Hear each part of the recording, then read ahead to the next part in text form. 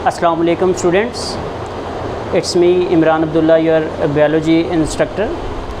आज का जो हमारा टॉपिक ऑफ डिस्कशन है वो है ओस्मो रेगुलेशन इन प्लांट्स, यानी प्लांट्स के अंदर वाटर और साल्ट्स की कंसंट्रेशन कैसे मैनेज होती है।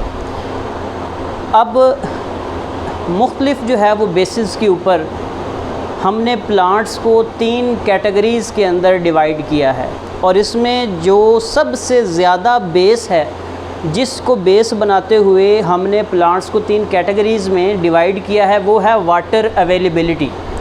वाटर अवेलेबिलिटी की बेस पे हमने प्लांट्स को 3 कैटेगरीज़ में डिवाइड किया है, हाइड्रोफाइट्स, मीज़ोफाइट्स एंड ज़ीरोफाइट्स। याद रखिए स्टूडेंट्स, जिस वर्ड के आखिर में फाइट्स आ जाए तो उसका मतलब होता है प्लांट्स।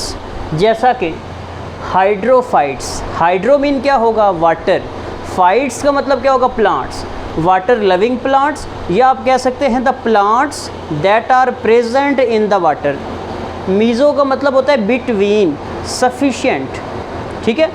फाइट्स का मतलब प्लांट्स, ऐसे प्लांट्स जो ऐसे एरिया में पाए जाते हैं जहाँ सफिशिएंट सप्लाई ऑफ वाटर हो। सफिशिएंट का मतलब क्या है कि जब ज़रूरत हो तो अवेल हो जाए, ज़रूरत से ज़्यादा अवेल ना हो। अगर ज़रूरत से ज़्यादा है तो उसको एक्सेस है तो उसको रिमूव कर दिया जाए। यानी सफिशिएंट का मतलब है डिपेंड्स ऑन नीड, ज़रूरत है तो मिल जाए, अदरवाइज़ ना मिले। ज़ीरोफाइट्स, ज़ीरो का मतलब होता है ड्राई, ठीक है। फाइट्स का मतलब होता है plants. The plants living in the dry environment, desert के अंदर पाए जाते हैं। हम इसको जो है वो ये इसकी कुछ बेसिस हैं जिस बेस पे हम इनको देखेंगे। सबसे पहले इनकी डेफिनेशन है, तो हम देख रहे हैं कि ऐसे प्लांट्स जो कि कहाँ पाए जाते हैं, वाटर के अंदर पाए जाते हैं। Plants present in the water are called as hydrophytes. ऐसे प्लांट्स जो सफिशेंट सप्लाई ऑफ,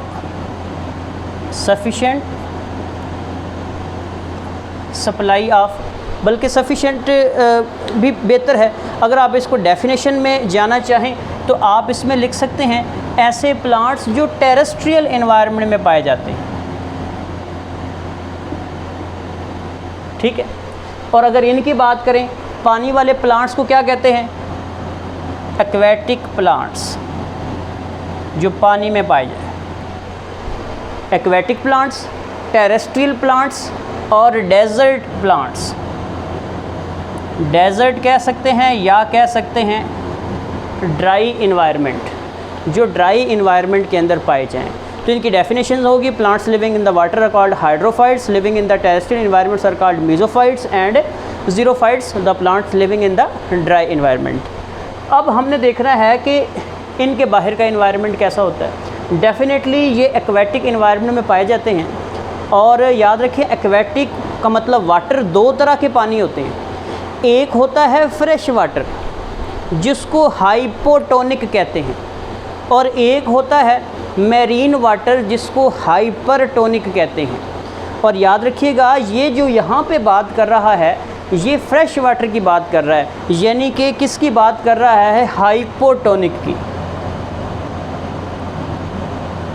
और आपने पिछले लेक्चर में पढ़ा है कि हाइपोटोनिक कौन सा इन्वायरमेंट होता है, जिसमें पानी की क्वांटिटी ज़्यादा हो एंड साल्ट्स की क्वांटिटी क्या हो, कम हो, ठीक है। तो इनका बाहर का इन्वायरमेंट इस तरह का होगा। इनका बाहर का इन्वायरमेंट कैसा होगा, इनको सफिशेंट सप्लाई ऑफ वाटर इनके पास होगी, सफिशेंट वाटर अवेलेबिलिटी,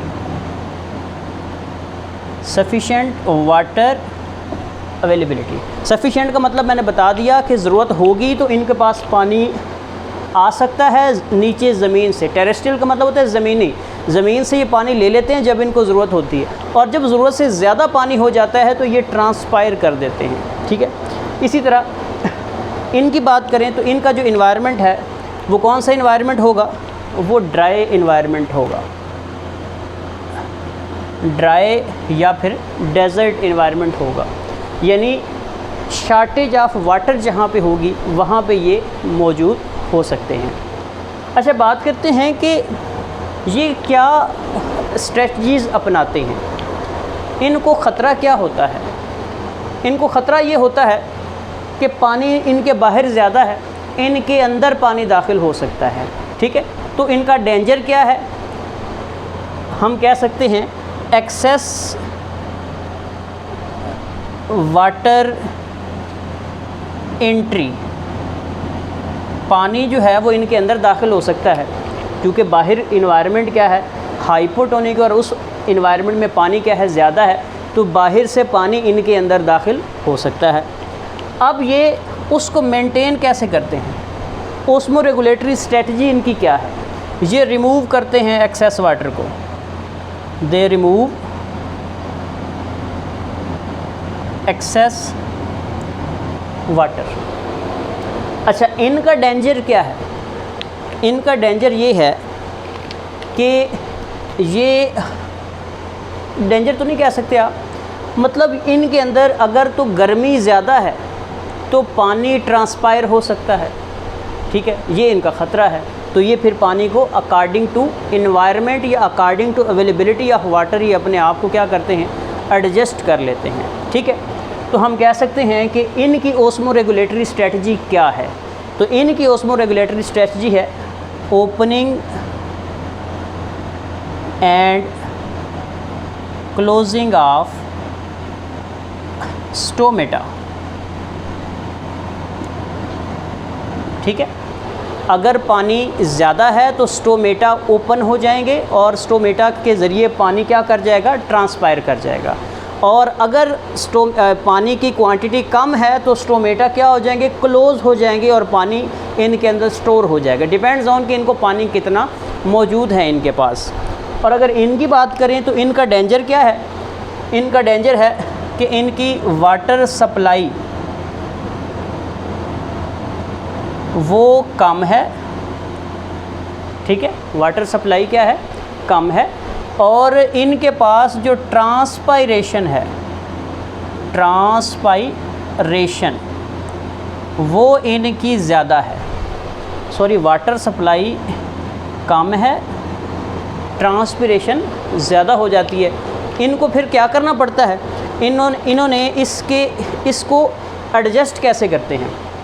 इनकी ओस्मो रेगुलेटरी जो स्ट्रेटजी है वो ये होगी कि ये इस पानी की सप्लाई कम है तो ये क्या करेंगे, वाटर स्टोरेज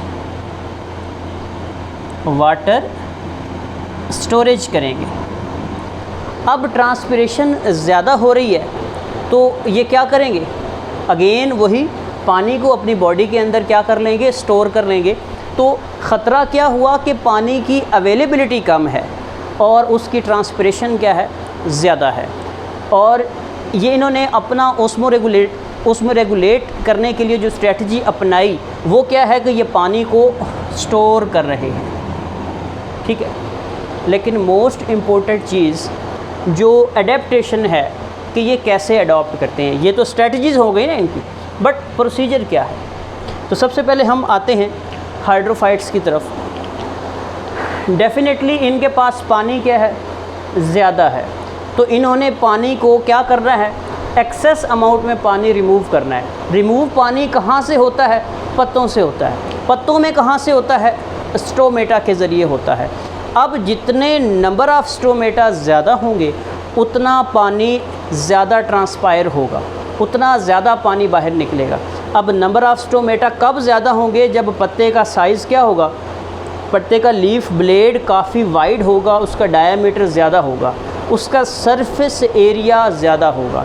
तो इनके जो पत्ते होंगे वो चौड़े पत्ते होंगे, वाइड होंगे, उनका डायामीटर क्या होगा, ज़्यादा होगा। तो हम देख लेते हैं कि इनके लार्ज लीफ साइज़, अगर लार्ज लीफ साइज़ होगा तो डेफिनेटली उसके जो नंबर ऑफ़ स्टोमेटा हैं वो भी क्या होंगे, ज़्यादा होंगे। ठीक है, नंबर ऑफ़ स्टोमेटा भी ज़्यादा होंगे। और याद रखिए, अगर किसी पौधे ने पानी स्टोर करना है, उस पत्ते के जो स्टोमेटा हैं, अगर उसने पानी एक्सेस करना है, यानी कि पानी उसने रिमूव करना है, जैसे इसने पानी रिमूव करना है, इसके पत्ते की ऊपर वाली सरफेस पे नंबर ऑफ़ स्टोमेटा ज़्यादा होंगे, नीचे वाली सरफेस पे क्या होंगे, कम होंगे। ऊपर वाली पे ज़्यादा होंगे, नीचे वाली पे कम होंगे। कब? जब इसने पानी रिमूव करना है, ठीक है, एक्सेस वाटर को क्या करना है, इसने रिमूव करना है। अगर इसने स्टोर करना हो, ऊपर वाली सरफेस पे नंबर ऑफ़ स्टोमेटा कम, नीचे वाली पे क्या हो जाएंगे, ज़्यादा हो जाएंगे। ओके, तो इसमें क्या है, नंबर ऑफ़ स्टोमेटा तो ज़्यादा हैं, लेकिन कहाँ ज़्यादा हैं, ऑन अपर लीफ सरफेस, या आप कह सकते हैं ऑन अपर एपिडर्मस, ये और ज़्यादा अच्छा वर्ड है, ऑन अपर एपिडर्मिस। एपी का मतलब क्या होता है, ऊपर वाली, डर्मिस का मतलब क्या होता है, लेयर। पत्ते की ऊपर वाली लेयर में नंबर ऑफ़ स्टोमेटा क्या होंगे, ज़्यादा होंगे, ताकि पानी बाहर ज़्यादा से ज़्यादा निकल सके, ठीक है। इनकी लीफ साइज़ बड़ा, number of stomata on upper surface of leaf क्या होंगे, ज़्यादा होंगे। अब हम बात करते हैं इनकी लीफ साइज़ की। इनका लीफ साइज़ उनकी निस्बत क्या होगा, छोटा होगा, और इनकी निस्बत क्या होगा, ज़्यादा होगा। तो आप लिख सकते हैं कि इनका जो लीफ साइज़ है वो होगा इंटरमीडिएट। क्या होगा, इंटरमीडिएट। किस किस के इंटरमीडिएट, बिटवीन ज़ीरोफाइट्स एंड हाइड्रोफाइट्स, ठीक है। और इनके पास पानी ज़्यादा है तो नंबर ऑफ़ स्टोमेटा क्या हो जाएंगे, ओपन हो जाएंगे, और अगर पानी कम है तो नंबर ऑफ़ स्टोमेटा क्या हो जाएंगे, वो सॉरी, पानी ज़्यादा है तो नंबर ऑफ़ स्टोमेटा जो स्टोमेटा है ओपनिंग वो ओपन हो जाएंगे, और अगर पानी कम है तो वो क्या हो जाएंगी, क्लोज़ हो जाएंगी। तो हमारे पास लीफ साइज़ इंटरमीडिएट हो गया, और नंबर ऑफ़ स्टोमेटा भी क्या होंगे, इंटरमीडिएट्स होंगे। नंबर ऑफ़ स्टोमेटा भी क्या होंगे, इंटरमीडिएट्स होंगे। इंटरमीडिएट का मतलब क्या है, इसकी निस्बत कम, और उनकी निस्बत क्या होंगे, ज़्यादा होंगे। अब मोस्ट इम्पोर्टेंट है इनके अंदर, इनका जो लीफ साइज़ है, इनका जो लीफ साइज़ है वो स्मॉल होता है। क्यों? देखें, इनके पास पानी की ऑलरेडी कमी है, इन्होंने पानी को क्या करना है, स्टोर करना है। तो इनके जो नंबर ऑफ़ स्टोमेटा हैं वो भी क्या होंगे, कम से कम होंगे, और इनकी ट्रांसपिरेशन भी कम से कम होगी, ठीक है। तो हम कह सकते हैं कि लीव्स का साइज़ क्या होगा, स्मॉलेस्ट। नंबर ऑफ़ स्टोमेटा भी स्मॉलेस्ट। अगर आप देखें, कुछ ऐसे भी आप लोगों ने डेज़र्ट के अंदर प्लांट्स देखे होंगे जो नोकीले होते हैं, जिनके कांटे होते हैं। वो जो कांटेदार प्लांट्स हैं बेसिकली वही क्या कहलाते हैं, ज़ीरोफाइट्स कहलाते हैं। अब ये कैसे पानी को स्टोर करते हैं, क्योंकि इनके पास पानी की क्या होती है, कमी होती है। तो इसके लिए सबसे पहले इनमें चले लीफ की बात कर लेते हैं कि जो नंबर ऑफ़ स्टोमेटा होते हैं वो होते तो थोड़े हैं, लेकिन पत्ते के अंदर जो स्टोमेटा हैं वो संकन स्टोमेटा होते हैं। संकन स्टोमेटा का क्या मतलब होता है, अंदर की तरफ धंसे हुए होते हैं, अंदर की तरफ धंसे हुए होते हैं, ताकि ट्रांसपिरेशन कम से कम हो सके। उसके बाद जो हमारे पास चीज़ है, संकन स्टोमेटा के बाद पत्तों के ऊपर एक क्यूटिकल होती है। क्या होती है, एक क्यूटिकल। और क्यूटिकल की नेचर क्या है, वो वैक्स से बनी होती है। और आपको पता है जो वैक्स होता है वो हाइड्रोफोबिक होता है, पानी को रिपेल करता है। यानी ये मेरे पास अपर एपिडर्मिस, ये लोअर एपिडर्मिस, ठीक है। और ये अपर एपिडर्मिस के ऊपर ये वाली मेरे पास किसकी लेयर है, मेरे पास ये जो ब्लैक मोड मार्कर है ये वैक्स की लेयर है। जैसे पानी अंदर से बाहर की तरफ निकलने लगता है तो ये जो ब्लू वाली अपर एपिडर्मिस है, इससे ऊपर जैसे ही पानी निकलता है तो ये जो वैक्स ऊपर है ये पानी को रिपेल करती है, पानी अगेन नीचे की तरफ चला जाता है, पानी बाहर की तरफ नहीं निकलता। और इस वैक्स की अपीयरेंस होती है वेलवेटी टाइप अपीयरेंस, जिस तरह वेलवेट का कपड़ा होता है, ठीक। ठीक है। तो आप और ये याद रखें, जो क्यूटिकल होती है ये थिक होती है, तो आप कह सकते हैं थिक वैक्सी क्यूटिकल लेयर इनके पत्तों के बाहर होती है। और इनमें जो पत्ते हैं सिर्फ वही पानी को स्टोर नहीं करते, बल्कि इनके स्टेम भी रोल प्ले करते हैं। बाकी कहीं आपने स्टेम का रोल नहीं पढ़ा पानी के लिए, यहाँ पे चूँकि स्टोरेज है तो इनके जो स्टेम हैं वो स्टेम बन जाते हैं फोटोसिंथेटिक। इनके स्टेम क्या बन जाते हैं? फोटोसिंथेटिक। नॉर्मल तौर पे फोटोसेंसिस कहाँ होती है? पत्तों में। इनके तो पत्ते ही बिल्कुल छोटे छोटे हैं, कांटे हैं, तो उन पे फोटोसेंसिस इतनी ज़्यादा नहीं होगी। मैक्सिमम फोटोसेंसिस कहाँ पे होगी? इनके स्टेम के अंदर होगी, ठीक है। उसके बाद इनके जो स्टेम हैं ये पानी को एब्जॉर्ब करते हैं। पानी को क्या करते हैं? एब्जॉर्ब करते हैं। और उसके बाद इनमें होते हैं सकुलेंट आर्गन्स। सकुलेंट आर्गन क्या होते हैं? जो पानी को स्टोर करते हैं, जिनके अंदर एक स्टेम भी है, ठीक है। तो सकुलेंट आर्गन्स जो पानी को स्टोर करते हैं। अगर इनकी एक एक एग्जाम्पल की तरफ आ जाया जाए, इसकी एग्जाम्पल्स में आएगा वाटर लिली। या आपने पढ़ा होगा या देखा होगा, ज़्यादातर जो है वो ऐसी जगहों पे जहाँ पे पानी वगैरह खड़ा होता है, ये एक किस्म की ग्रास है, घास की एक किस्म है। उसके बाद हमारे पास इसकी एग्जांपल्स को देखें, इसमें टेरेस्ट्रियल प्लांट्स आ जाते हैं, जैसे कि ब्रासिका है, ब्रासिका कैम्पेस्ट्रिस, सरसों का पौधा। आप इसमें मैंगोज़ ले सकते हैं, ठीक है, जितने भी जो है ना, माल्टे ले सकते हैं, ठीक है, ऑरेंजेस वगैरह, जितने भी हमारे एरिया के अंदर प्लांट्स पाए जाते हैं। उसके बाद अगर इसकी बात करें तो इसमें आप ले सकते हैं कैक्टस ले सकते हैं। क्या ले सकते हैं? कैक्टस ले सकते हैं। तो ये हमारे पास जो है एक ब्रीफ सा टॉपिक था regarding the osmo regulation in plants. तो अब तक के लिए इतना ही। अपने इंस्ट्रक्टर को इजाज़त दीजिए। अल्लाह हाफिज़।